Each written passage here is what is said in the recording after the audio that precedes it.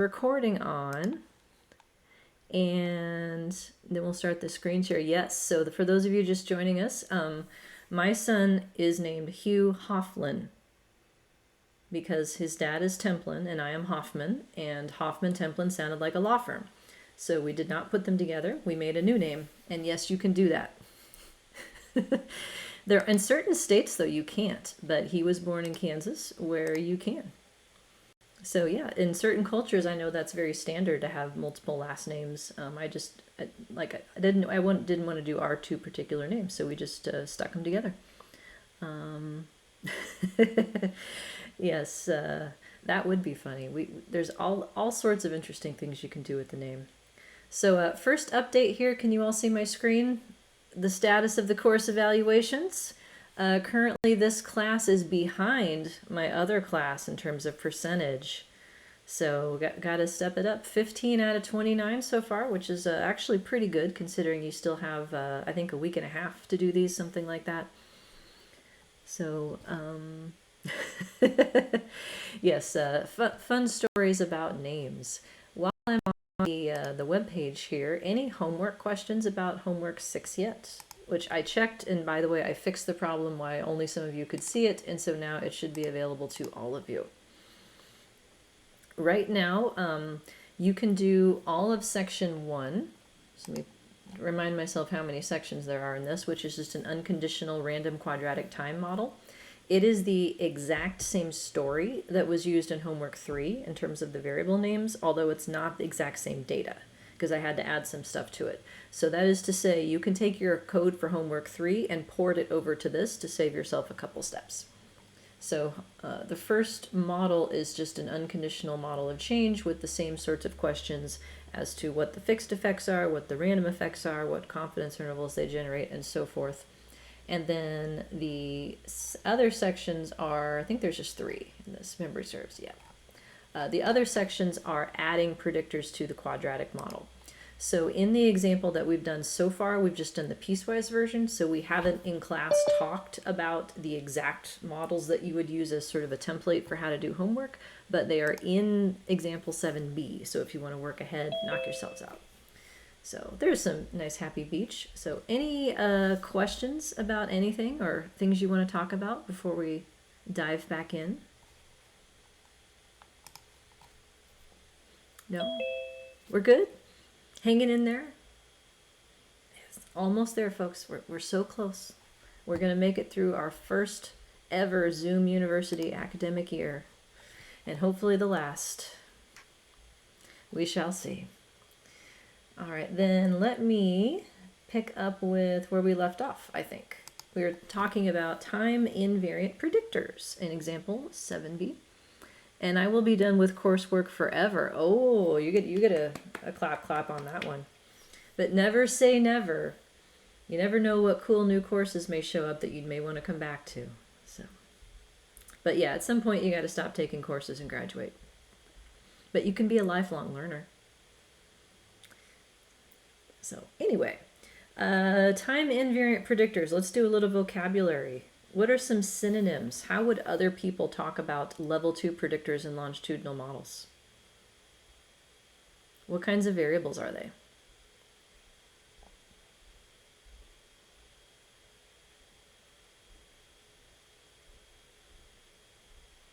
I'm eagerly watching the chat window, waiting for a sea of synonyms to show up. Or you can talk. I know that's old school, but that is an option. Synonyms for level 2 predictors and longitudinal models. That's what we're after here. Between person or whatever unit, yes, level 2 and between always work together. Person specific would work. Moderator, yeah, moderator of the growth curve, I'll take that. So time invariant predictors are things that have been measured once per person. So regardless of whether they actually change, if you only have one measurement of it, it's time invariant. So yes, person characteristics is the way to think about it. Things that you could have measured in a cross-sectional study where people were only assessed one time. So in this context, the story is that we are examining change in response time across 6 sessions of practice during a 2-week period. So one of the level 2 person characteristic moderators that we're looking at is chronological age. And in the previous class, we had gone over all of the data manipulation steps. We're centering age at 80 years old, which was near the mean age in this sample. This is an example from a cognitive aging data set. And because I have my piecewise model of change here, so just doing my hand gestures, slope 1, 2 is from session 1 to 2, slope 2, 6 is from session 2 to 6. There's a lower rate of change after session 2 than before. Because each of those has individual differences in rates of change, I can put in age as a moderator of all 3 terms. So 3 new fixed effects of age simultaneously. The fixed effect predicted outcome then tells us how the model generates, based on the fixed effects, what response time is predicted to be for any person at any occasion. And this also gives us the strategy by which to figure out how the model says each variable gets a slope. So slope 1, 2 for change between sessions 1 and 2 is a function of age. Slope 2, 6 between sessions 2 to 6 is a function of age. And age is a function of time. So the effective age is going to change throughout the study as a function of its interaction terms with slope 1, 2 and slope 2, 6. So I think that was about where we left off. Did we do estimate statements yet? Wait, maybe we did those a little bit. Okay, that does sound familiar. All right, any questions on the setup so far?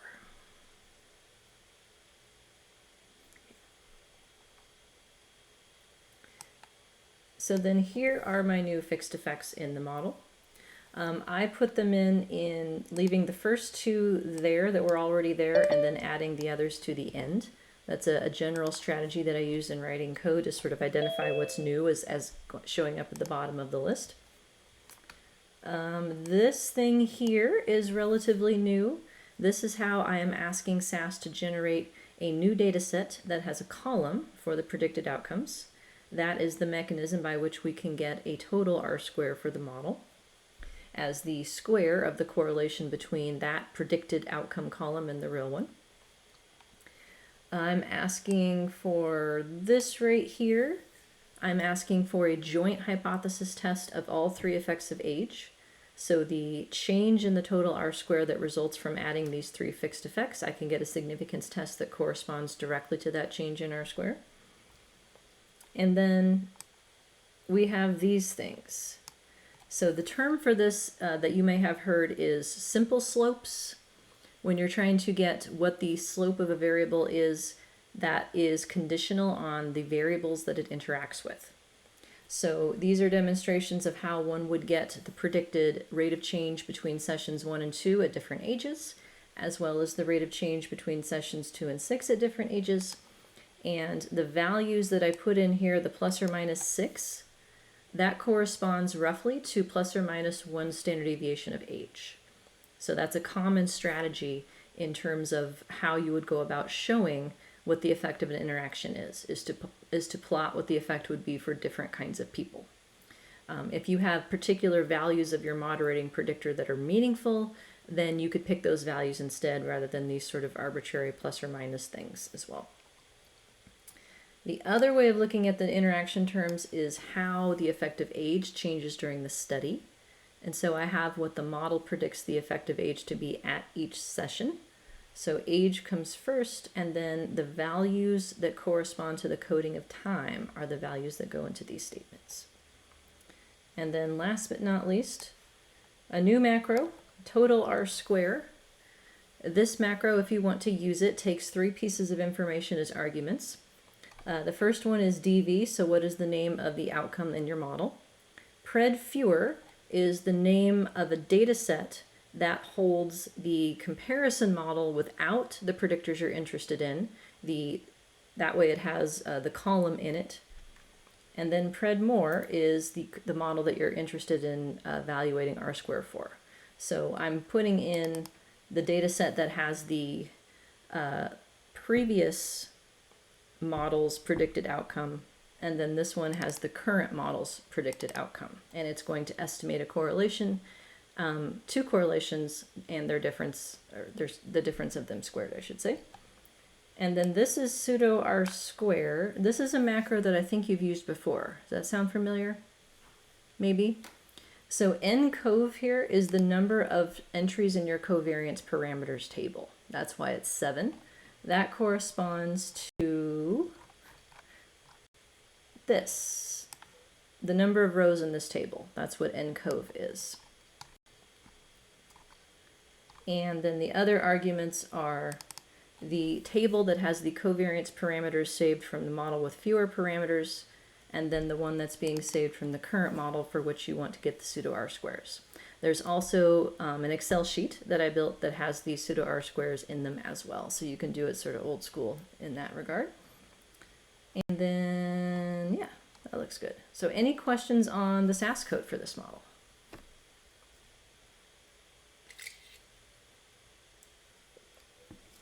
Okay, then Stata code.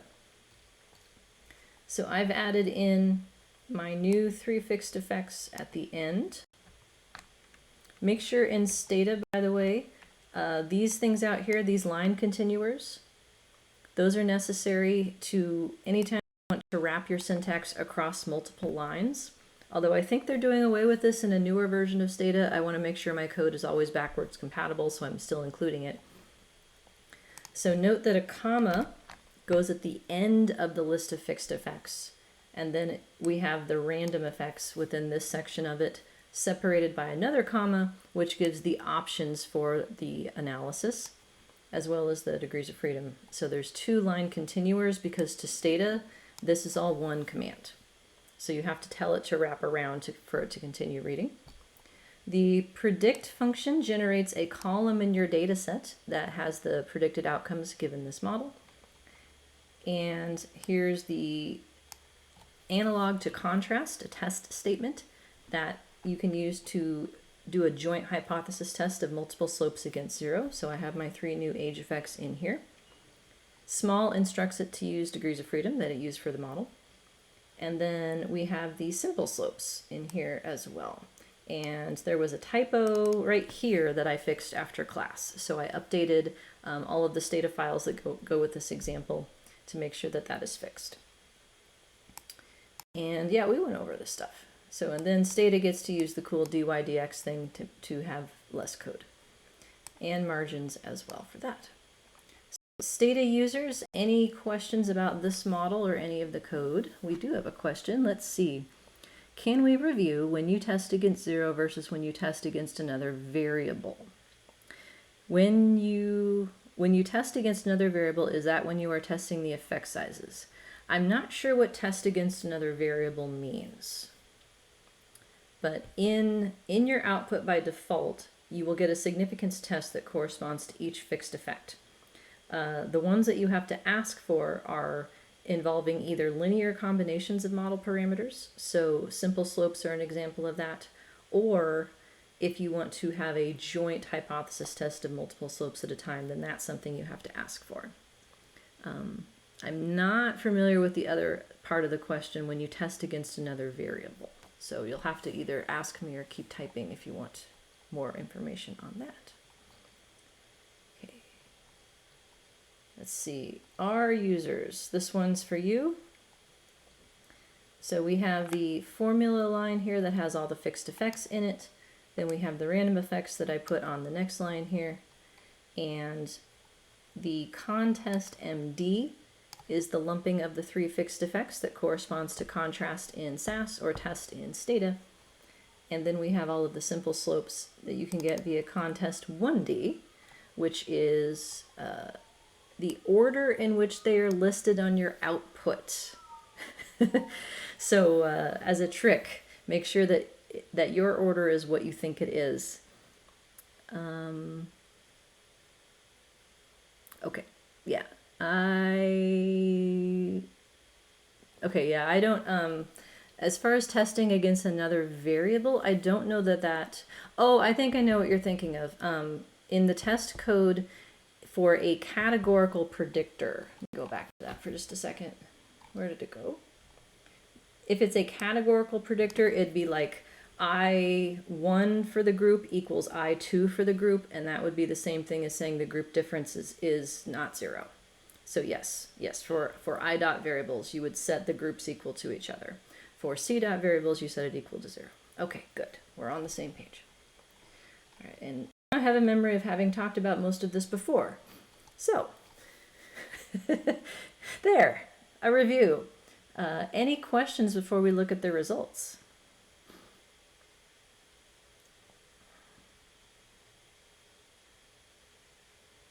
All right, then we shall see what happened.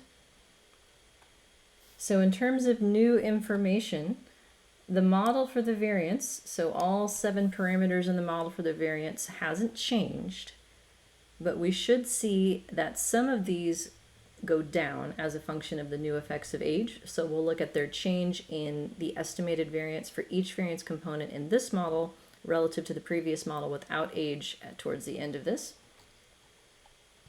We have our new fixed effects that we can roll through here. So the intercept, slope 1, 2, and slope 2, 6. So in a single level regression model, you're used to thinking about the intercept as like the reference point for the model, or the what I say, the you are here sign, the map of the data is what your intercept is.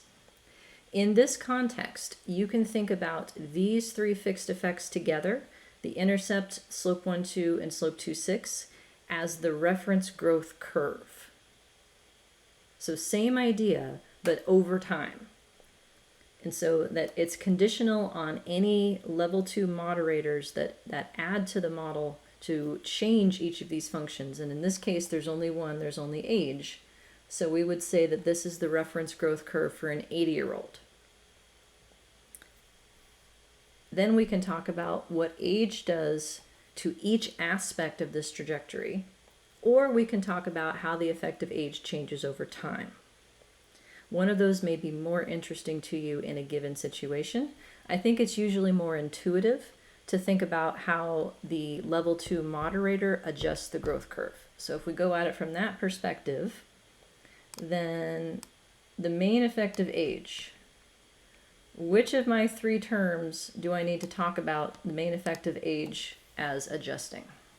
You got 3 choices. Does the main effect of age adjust the intercept? Does it adjust slope 1, 2, or does it adjust slope 2, 6?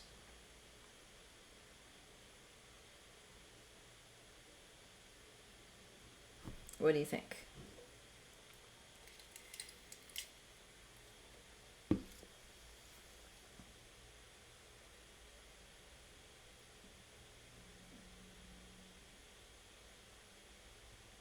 Any guesses?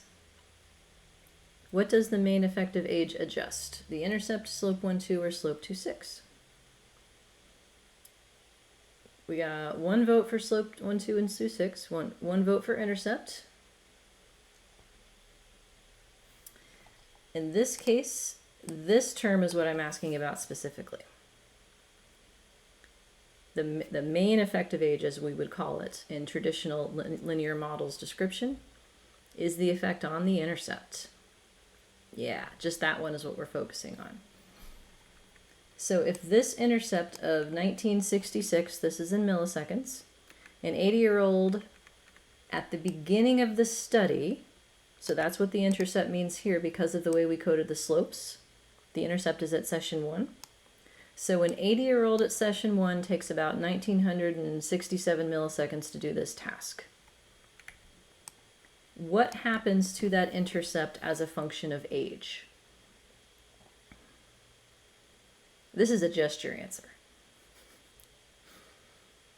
Yeah. Positive slope makes the intercept goes up. Yep. And in this context, is that good or bad? Yeah, response time is an outcome in which smaller is better. To be faster is generally better. So for every year older you are when you walk in the door, and I'm saying it that way because age is baseline age. So for every year older you are when you walk in the door, your predicted response time at session 1 is expected to be higher by about 30 milliseconds. 30 milliseconds a year. So older people start out slower. Significantly. Now the interaction terms. I will remind you, there's only 4 kinds. An interaction term takes its main effect and either makes it more positive, less positive, more negative, or less negative as the interacting variable goes up. So if we start with slope 1, 2, slope 1, 2 is negative. The rate of change between sessions 1 and 2 is minus 164 for an 80-year-old. What does it do in older people? I've got a negative slope 1, 2 paired with a negative interaction of slope 1, 2 by 80, age 80. More negative. Yeah, negative, negative is a more negative combination. So the way that I would talk about this is for every year older you are, your rate of change between sessions 1 and 2 is more negative by 7 milliseconds a session. So older people go down more initially, which stands to reason because they were slower initially. So they start out higher, but they increase more quickly because they have room to. However, not significant. So it doesn't look like there is a significant effect of age on slope 1, 2, but I'm more interested in making sure that you know what to do with the coefficient, not whether you know whether this number is less than 0.05. That one's easy.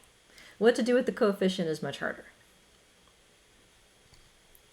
Ironically, though, these main effects are called simple slopes. That's the terminology that they're used. We decided in my earlier class today that they should be called complex slopes instead. Because when they're conditional, they are harder to understand. So simple slope is not a thing anymore. You can also use the words marginal or conditional. So conditional means that it is a slope conditional on some other variable, so for a particular type of person or for a particular occasion, that kind of thing. So we can do the same thing for this complex effect. Slope 2.6 is negative for an 80-year-old. What happens to it as age increases in older people? Yeah, this is another more negative. And also not significant. But the general trend is that older people start out higher and then improve more. That's how I would describe this. So I have then the first set of estimate statements that would help illustrate that phenomenon. So I could make a figure that has a growth curve where age is different lines for different people. And I could have a growth curve for, say, a 74-year-old, for an 80-year-old, and for an 86-year-old. And we could talk about the effect of age on the growth curve that way. That's a very common way to do it. I don't think I made that picture. I made it for the quadratic models because those are harder. The other way to think about this, though, is how the effect of age changes during the study. So taking the two-way interaction and looking at it from the opposite perspective as to what the moderator is. So for that, I start here. This is the effect of age when. The complex effect of age, conditional on what?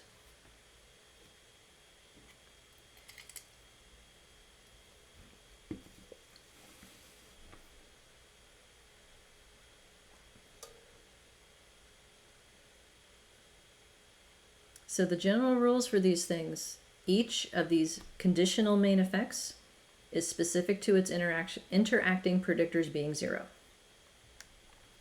So yep, given these interaction terms, when are they 0? They're 0 at session 1. So this is the effect of age at the first occasion specifically. So that earlier I said this is the effect of age on the intercept. The intercept is at the first occasion. So that's two different ways of saying the same thing. So at the first occasion, there is a positive effect of age, meaning that older people are slower. Now, what happens to that main effective age if you go from sessions 1 to 2. I have a positive slope for age paired with a negative interaction term with slope 1, 2, which is this, less positive, yep. So does the effective age become stronger at session 2 or weaker?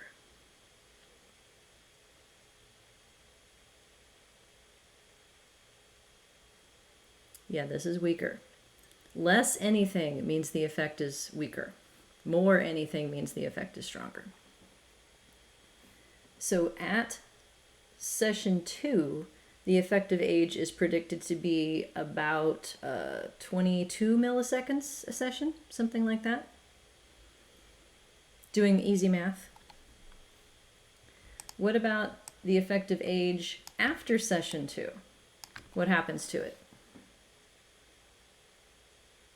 Yeah, weaker still, but weaker by a different amount. So the age slope itself, which would have been about 22 at session 2, becomes less positive by another 1 per session. So then the other simple slopes that I asked for, give me the math on that. So this is the effective age as predicted by the model at each session. So the 29, the first one here, was given directly as the main effective age because that's conditional on when the slopes are 0. There's the 22 that is created by the first interaction term. And then the differences after each session, each of these numbers is different by the second interaction term, 1 point something. So it looks like the story is that there is an effective age the whole time. The effective age appears to become non-significantly smaller in the later sessions. Overall, the 3 effects of age together are significant, although it's clear that the main effective age is doing the lion's share of the work on that one. Here's the output from the total R-square macro. So the first row here was the comparison model from before that had only slope 1, 2 and slope 2, 6 in it. So just time, change across sessions as indexed by my 2 slopes, created outcomes that are correlated with the real one at a correlation of 0.19. So just change over time. If you build a predicted outcome based on that, it's correlated 0.19 with the original outcome. If I take that 0.19 and square it, that's my total R-square. So 4% of all of the variability in response time across persons and occasions is just due to average change over time. Relative to that is my baseline. By adding those 3 effects of age, the new column that has predicted outcomes is correlated with the actual outcomes at correlation of 0.3, and I square that correlation and I get this one. So time plus age has brought my total R-square up to about 10% for an improvement of 7% relative to the previous model. So by adding in those 3 effects of age, I accounted for another 7% of the overall variance in response time. And this F-test right here tells me that is significant. So I can look at each effective age in isolation, and I can look at their joint contribution together. Okay. With me so far? So then another way of looking at their contribution is to break it down by variance component. This model has 4 different piles of variance in it. There's 3 random effects, an intercept, a random slope 1, 2, a random slope 2, 6, and there's a level 1 residual variance. So there's 4 piles of variance. This is the result of the pseudo R-square macro, which extracts the variance components from the previous model.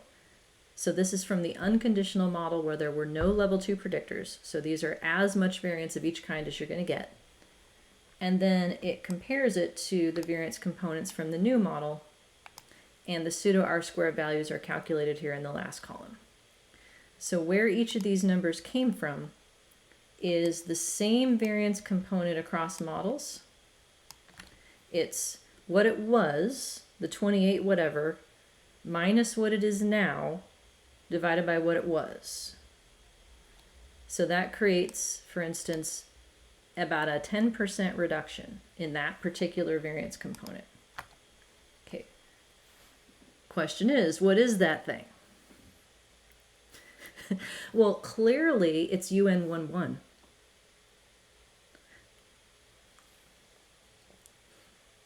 The SAS programmers thought that that would be sufficient information. Incorrect SAS programmers. What is this thing? It is a proportion reduction in variance, but which one? I got 4. I got 4 of them. Which one is this? I'll give you a hint. 1, 1 is row 1, column 1 of the G matrix, which is where your random effects live. And random intercept question mark? Yes, random intercept exclamation point. And you know that because SAS writes them does them in the order you wrote them. So if you write intercept first, UN11 is intercept. So yes, this is my intercept variance. My intercept variance went down 11%. Which of my 3 fixed effects is responsible for that?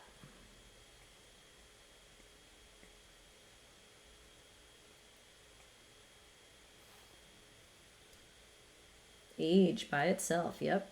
The main effect of age is adjusting the intercept, therefore predicting its variance in that line.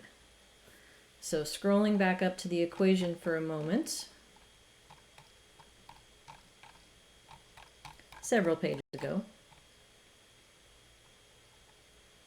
Yeah, right there. The term in its line, that's the variance it accounts for. So the main effective age predicts the random intercept variance. This thing right here, gamma 1, 1, that's age by slope 1, 2. That means it's going to predict its slope 1, 2 random effect variance. Gamma 2, 1, that's age by slope 2, 6, is going to predict the slope 2, 6 random slope variance. So they each have a job to do. Scroll, scroll, scroll. Scroll, scroll, scroll. Back down. So it looks like the UN22 and 33, those are your random slope variances in the order in which you wrote them.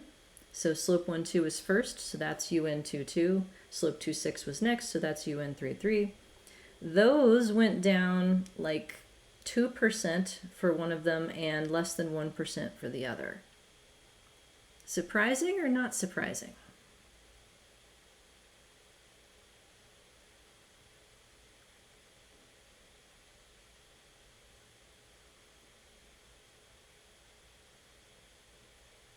Not based on like anyone's theory about aging, but just based on the information we already have.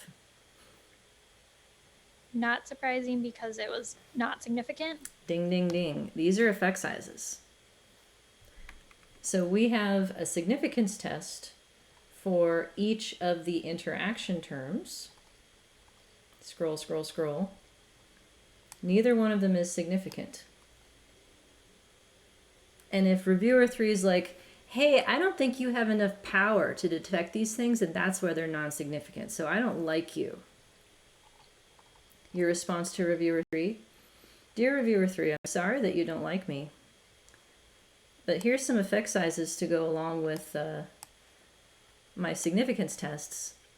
And it's hard to argue that a reduction in variance of less than 1% is something that I should worry about powering my study for. So all of the things that you learned about reporting results from a model, reporting a significance test, reporting the estimate, and reporting an effect size is still valid. It's just that in these models, the effect size part is a little trickier because you have to identify whether it is an effect size that's specific to that term or to the overall model and all of the terms and how they work together.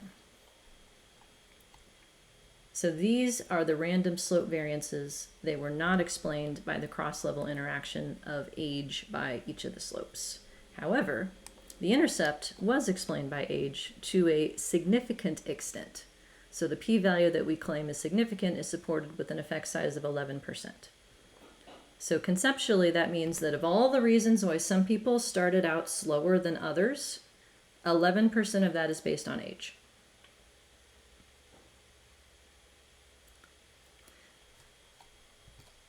Now, last one, residual variance.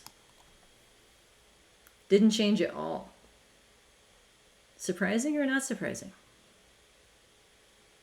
Not surprising. Residual variance is level 1 variance. It's why are you off your line today? Well, I was this old yesterday and I'm this old today, because age is time invariant. So that kind of variation is not going to be explained by age. Not unless it's in a cross-level interaction with a level 1 slope that's not random, but we don't have any of those in this model. Okay, how are we doing? Question mark. Interrobang. You know what that is? It's a question mark, that like a exclamation point thing. It's a thing. One of Jonathan's previous PhD students loved it, so that's why I have that part of my vocabulary. Okay, so moving forward.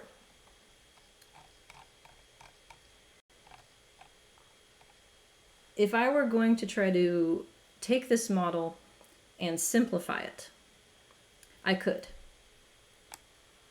Arguably, we don't need these two terms. But I'm not going to do that. And here's why. I want to be able to say, in looking at all of the other predictors in this example, that I have controlled for age. I want to be able to say that. If I only have a main effect of age, I have controlled for age on the intercept, but without the cross-level interactions with the slopes, I have not controlled for age with respect to change over time. So even though I don't really need these two things, I'm going to keep it in to have a clean story that I have already controlled each aspect of the growth curve for age, and now I'm going to look to see what other predictors can do beyond age. That's what I'm going to do. Okay. Ready for the next one? Reasoning. So abstract reasoning was also collected at baseline in this study as a proxy for fluid intelligence. It is on a measure that I am no longer familiar with. I only remember that the mean was approximately 22. So that's what it's centered at. So the reference person for the model has been extended to an 80-year-old with an average level of fluid intelligence. So I'm sticking in reasoning here as the second effect in each of the level 2 models. So it's gamma O2, gamma 1,2, and gamma 2,2. That means that reasoning then also shows up in the simple slope formulas for each predictor in the model. So slope 1,2 is a function of age and reasoning. Slope 2,6 is also a function of age and reasoning. And age is a function of the slopes, and reasoning is a function of the slopes. But age and reasoning are not yet functions of each other, because they don't interact. ... That one's still coming. So the process then looks remarkably similar. I've got my 3 new fixed effects in the model that go with reasoning. I can ask for a joint significance test of all of their slopes, kept the one for age. I can ask for prototypical slope trajectories for people of different levels of reasoning, high, medium, low. And I can ask for what the model says the reasoning slope should be at each occasion. So very much parallel with the previous model syntax for all of those things. And I can ask, relative to the model with age, how much more variance the reasoning model explained in total, as well as per variance component for the R square as my effect sizes. So all of the same in Stata as well. And I looked through the code and it looks like I didn't have any typos in this one. Yay, yay. And the same thing with the margins. And the same thing in R, but this is where I got into trouble. So the order in which I wrote these up here is not the order that they're in the other syntax. They are the order that R put them in. So the way that I did it for the other models is the slopes by themselves, and then all the age-related terms together, and then all the reasoning-related terms together. And R took that and said, nope, I want to have the main effects first, and then all the interaction terms. So why am I making a point of telling you this? What is that going to matter for in my subsequent code?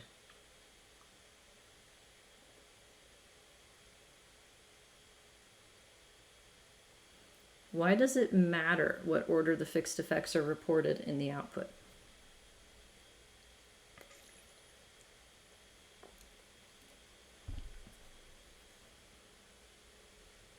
Order of the 1D contest statements, ding. This is why.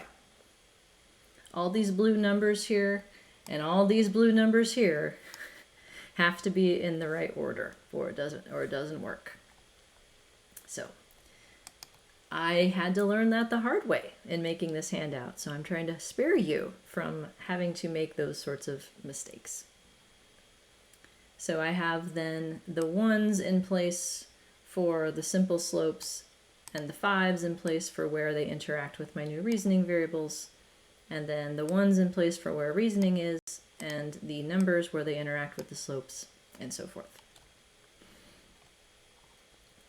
All right, survey says model for the variance has not changed in terms of what's in it, because we only added fixed effects. I have this partitioned here to think about our 3 different types of parameters. So these first 3 lines, these are my fixed effects. These are my reference growth curve for what kind of person now?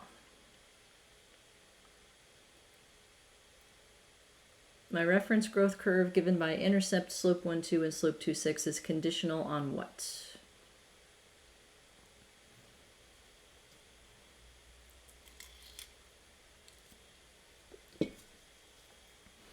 Age 80 is 1. And, yeah, reasoning of 22. Both of them. So we got a doubly conditional reference curve thing here. So the first question then, which fixed effects are conditional on age? These ones. Are these ones for reasoning conditional on age? How do I know? 50-50 shot. Got 1 vote for yes.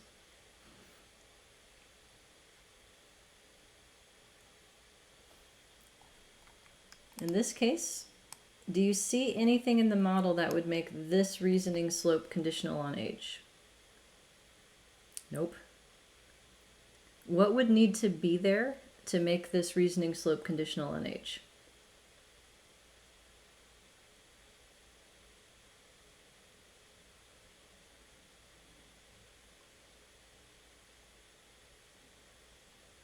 Yeah, age by reasoning would have to be in there. Wait for it. It's coming in like 5 pages. So yeah, these are the age effects on the growth curve. These are the reasoning effects on the growth curve.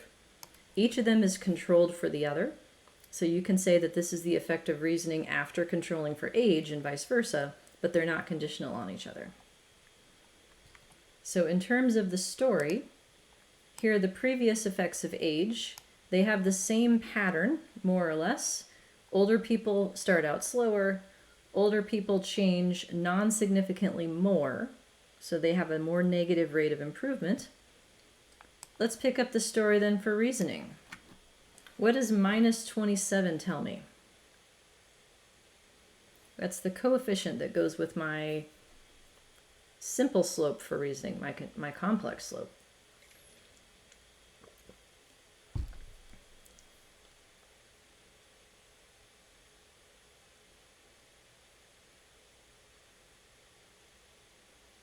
Which aspect of the growth curve is reasoning by itself moderating?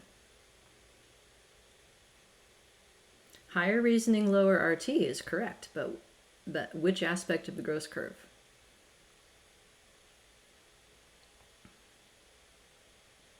Intercept, yeah. So you can think of it that way because of these interaction terms. It makes this reasoning slope conditional on session 1, which is the intercept. So at the beginning of the study, the smarter you are when you walk in the door, the faster you are at this task. Unsurprising. And let's do this one.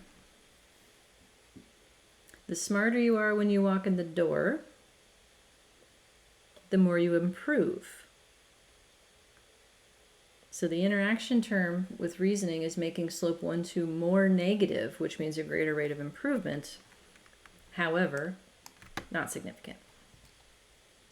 What about this one?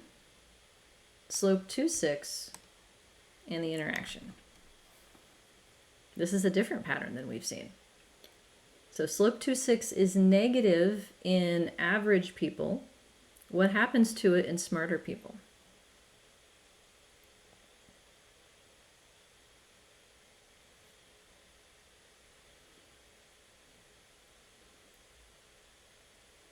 Yeah, less negative. Very good.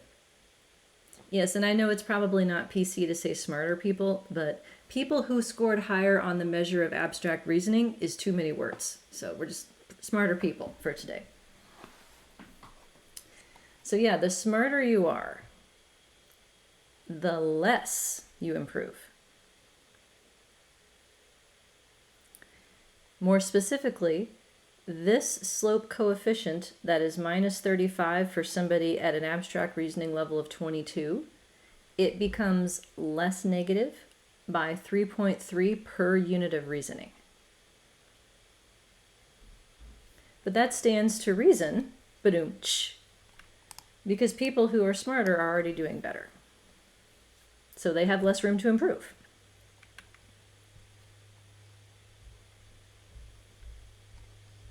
So then we have the reasoning slopes for different kinds of people.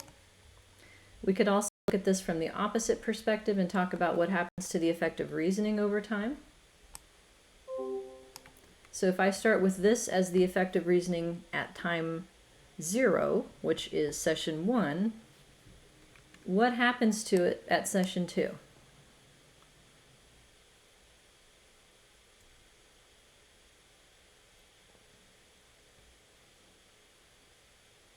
We have a negative slope of reasoning at session 1 paired with a negative interaction term. Yeah, more negative by 5 at session 2. So the effect of reasoning actually is non-significantly stronger. And what happens to it after that point?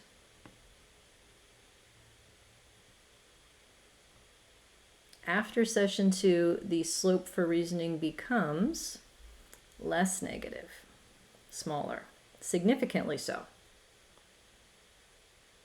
So you can talk about this two-way interaction from two different perspectives.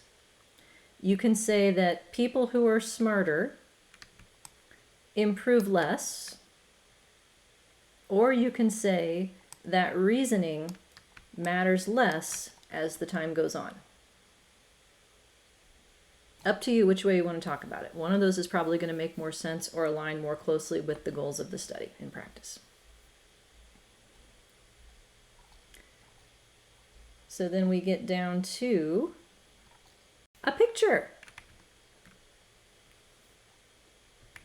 I made this in Excel.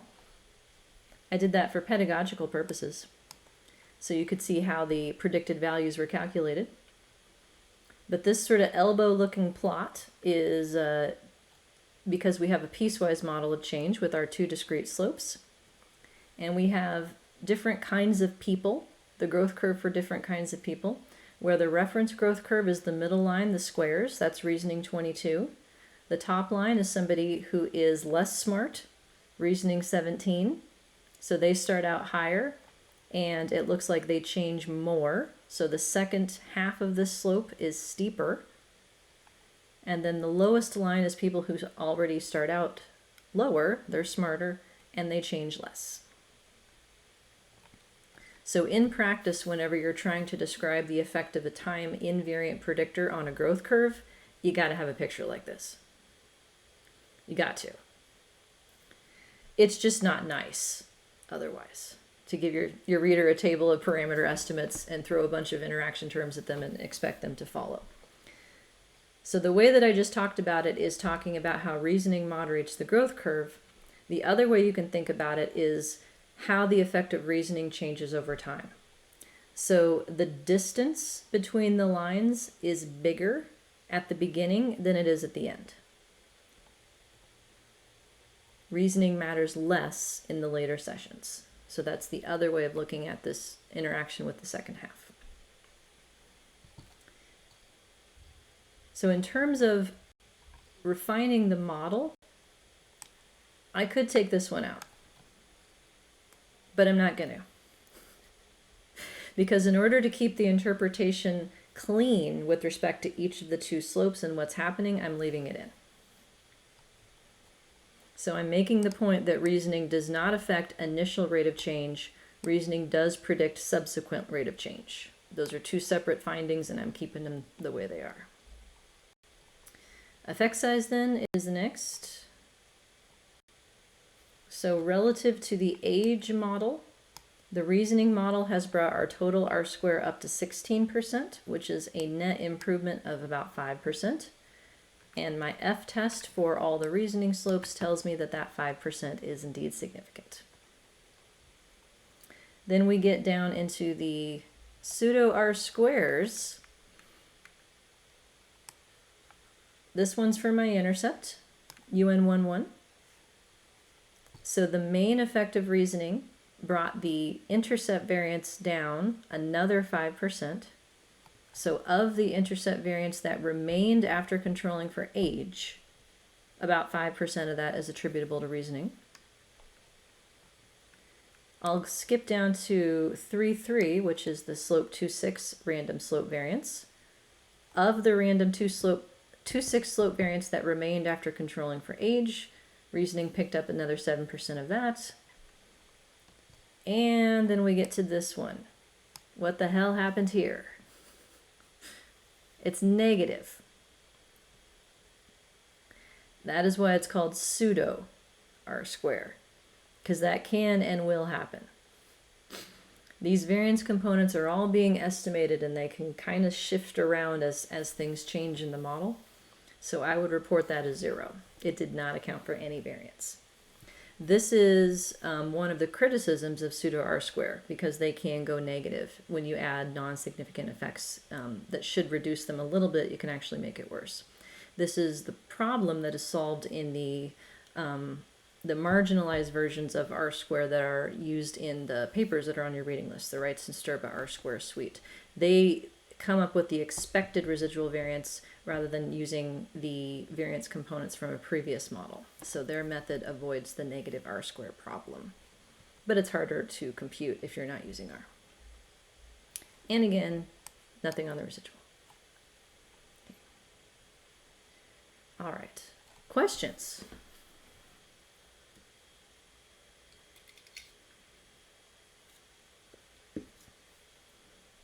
Want to see the next one? Why not? Education.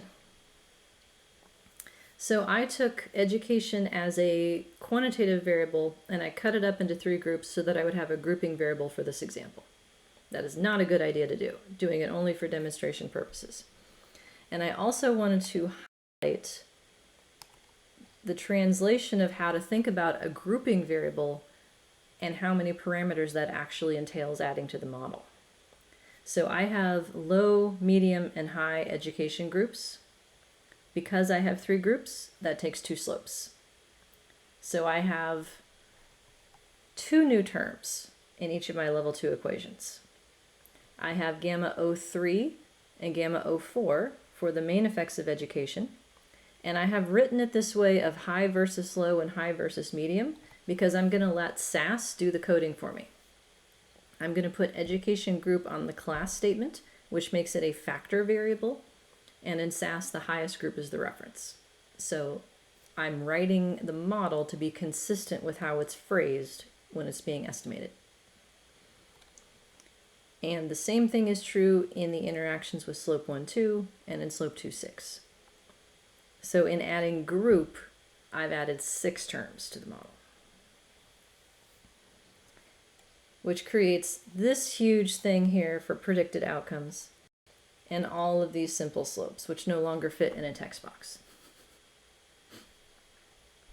So slope 1, 2 and slope 2, 6 are each functions of their interactions with age, reasoning, and education.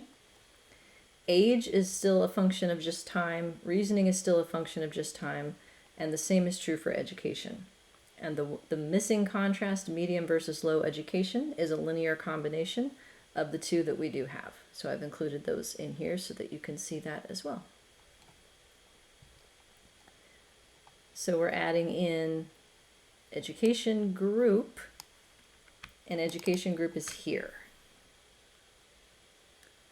So if you put a predictor on the class statement in SAS, SAS understands that you need dummy codes for it, and it makes as many as is needed for however many groups you have.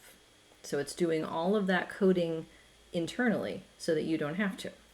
So by writing education group, I'm asking it to fill in as many dummy coded contrasts as I would need to distinguish all the groups. And it makes the highest group the reference. So I can just write education group, and that gets me 2 slopes. This gets me 2 interaction terms, and this gets me 2 interaction terms as well. Because education is categorical, everywhere that I refer to it in the syntax, for instance, these right here, I have to give it 3 values. So I have to tell it what to do with each of the categories. So this thing right here that lumps together all 6, I'm saying give me one of the contrasts between low and medium, and give me low versus high, and that's enough to make the main effect. The third is a linear combination. Same thing for the interaction of education by slope 1, 2. Same thing for education by slope 2, 6. You can ask for group means that are conditional on the other predictors in the model. So here's a demonstration of that. So I'm asking for what the estimated, they're called adjusted means usually, the effect of the mean for the group adjusted for other covariates. So I'm asking for what the group means would be at the beginning of the study for our reference person and at the end of the study, just as an example. And then last but not least, estimate statements to get the group differences on the intercept, which is given by differences in the main effect, differences across education group in slope 1, 2, and then differences across slope 2, 6. So a whole lot of code for all of that. And state of code looks remarkably the same. There's the new fixed effects for the state of folks. So this is an example of an I dot rather than C dot, which is the analog to the class statement where it's going to make the dummy codes for you. To make the output match, I change the reference category to the last group because that's what it's done in SAS. So that's what the IB last thing does. I have margins that gives me the means for the groups conditional on time and the covariates.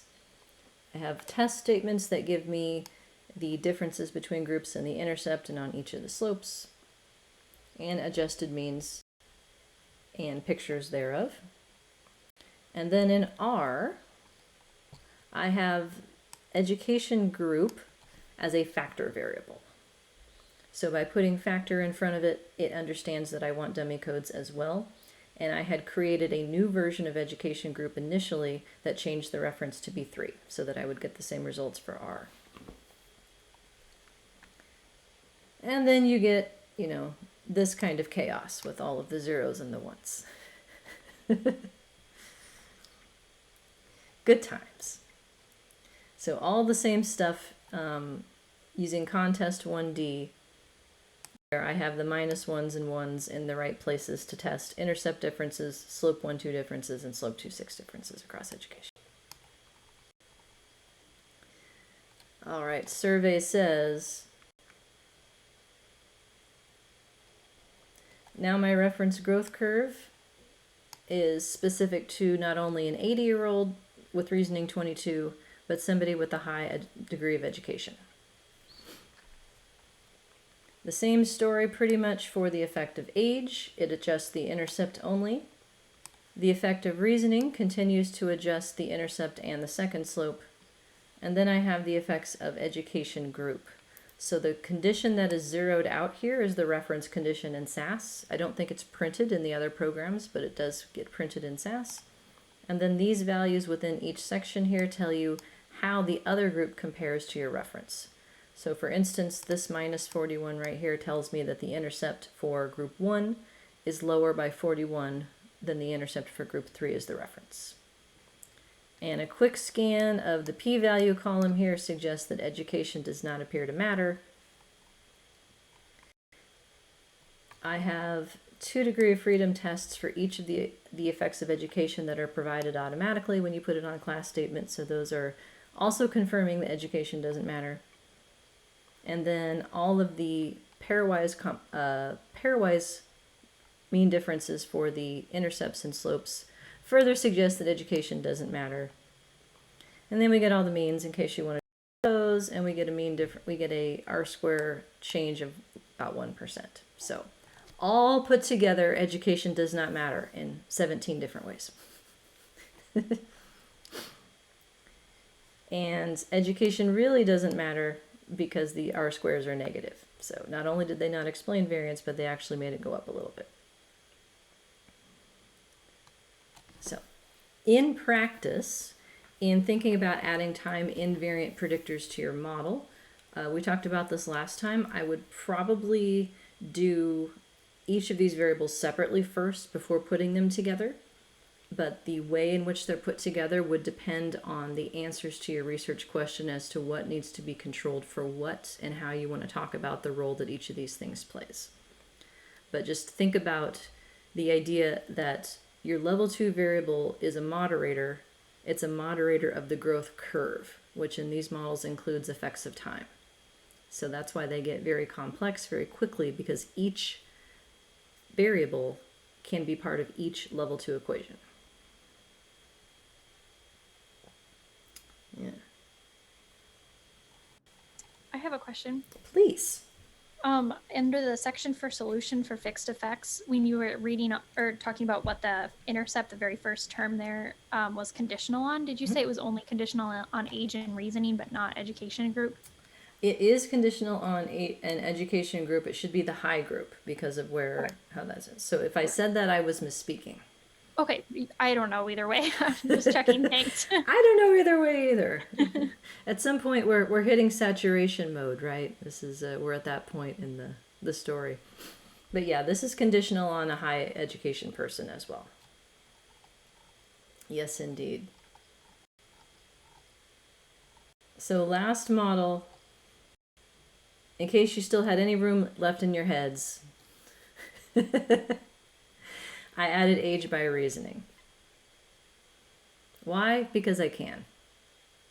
It's actually a reasonable thing to ask if the extent to which age matters depends on your intelligence, or if the extent to which intelligence matters depends on your age. So we have a series of the 2-level interaction between age and reasoning, and then the 3-level interactions between age and reasoning in each slope. So that creates a lot. And in case you're wondering, I did not do this to you in homework 5. I did not. You're going to add age to your growth curve, and you're going to add binary group, and then you're going to be done. Because that's enough.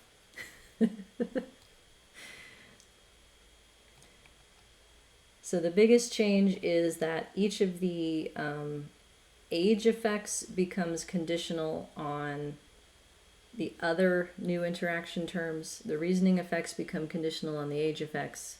And we have what are known as, can you believe people would actually use this term, a simple 2-way interaction?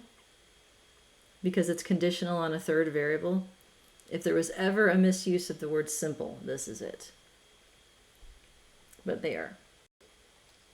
So I wanted to show you examples of what it would look like to have this level of complexity in your model, but hope for your sake that it would never come to pass. So we have all of the simple slopes, simple two-way interactions, and so forth. Craziness. But the good news is that it looks like none of them matter. But we can practice with them. So if I start with the age slope here, the effect reasoning makes the age slope less positive. If I have this interaction here paired with that term right there, same idea. The simple slope for start up there, simple slope is negative. Age makes it more negative. And then reasoning takes the extent to which age makes it more negative and slows it down with a positive. So I would say that this means that the extent to which older people improve more initially, that's the first two, is reduced in smarter people. Yeah. I should know better to try this when we've hit saturation, am I right? But it is possible to interpret three-way interaction terms in a way that you can actually communicate. It is possible. So we can have some more practice at that next time. And then we can also look at the next set of models are the polynomial models that are featured in your homework. So these will align a little more closely with what I am going to ask you to do. And having quadratics in there makes everything a little trickier. So I think that's what we can do next time. All right. Any questions before we call it a day? All right, then we'll pick back up with this next week because today is Thursday. So office hours start now. Let me know if you need anything. Have a good weekend, and thank you for being here. Take care, everybody.